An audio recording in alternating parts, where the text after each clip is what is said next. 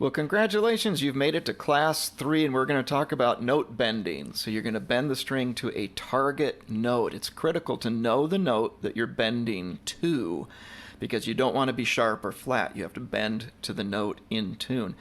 I'm going to show you the high E note, the octave E note on the 12th fret. This is on the high E note, the low E string, bottom string on your guitar. So we're going to do a little run here and show you the E. E, bend E. E, bend E. Don't go sharp. Yeah, sharp. Right there. Don't go sharp. E, hit that note. Find the note and bend to that E note. Now you notice when I do that, I'm actually bending with 2 or 3 fingers.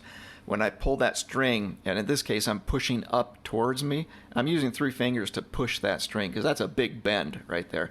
So on a large bend, you can push with multiple fingers. Don't just try to rely, especially if you're using your pinky, you might need to use your other fingers to help push the string. Let's look at another note and another string. This would be the B string, 12th fret. So on the B note, it's going to be our target note.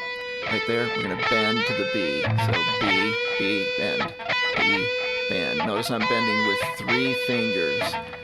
So I'm pushing up with 3 fingers because it's a big bend, a little vibrato, and bend to the B. Okay, now another option is to not do the great big sweeping bend, but to do a little short quick bend. So I'm going to do a little run. I'm going to hit the E note. I'm going to bend up to the F, and then come right back down to the E. So you'll see right here, E, there it is, E, F, E, F, E, E, F, E. So you don't have to always do great big sweeping bends. You can do short little quick bends too. If you can hit a note, you can bend to the note. So there's a myriad of bend techniques, and it has more to do with your personality, what you like to play, what you like, what you don't like, and how you want to bend notes or not bend notes. There is one more technique I want to share with you. It's called a drop bend.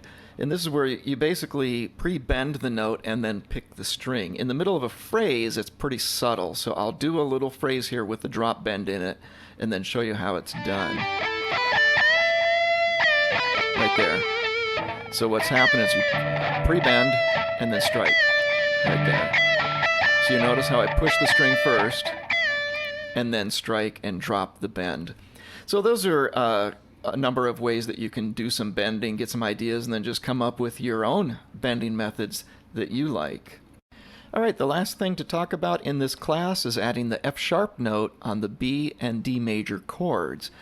This is the F sharp note right here. It's on the G string on the 11th fret. You can see on the 12th fret is the G note, and then that half fret down, 1 fret down, F sharp, half step on the 11th fret. Right there, F sharp. So it's 1 fret down on the G string. So a half tone is an F sharp. So this backtrack is made up of these chords: E minor, D major, C major, and B major chords. What's that mean? So our E minor chord is made up of these 3 notes: an E note, a G note, and a B note. The C major chord is made up of a C note, an E note, and a G note. You notice there's no F sharp in either one of those chords. But the other 2 chords in this backtrack is the D major chord. It's D, F sharp note, G note, and the B major chord is B, the D sharp note, and the F sharp note. So you have an F sharp in the chord of D major and B major. That means that we can play the F sharp note whenever there's a D major chord or a B major chord in this backtrack. So let's put this all together. The first thing is beginning to understand the importance of knowing the chords that you're playing your solo over. So you don't want to play a note necessarily that's not in the chord unless you're doing that on purpose as a passing note. And we can get into that later.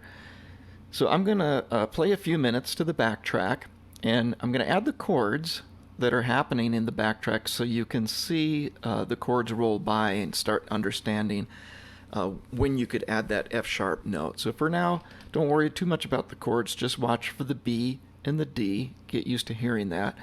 And whenever there's a B or a D chord, you can play that F sharp note. So here's a few minutes, and then take off on your own.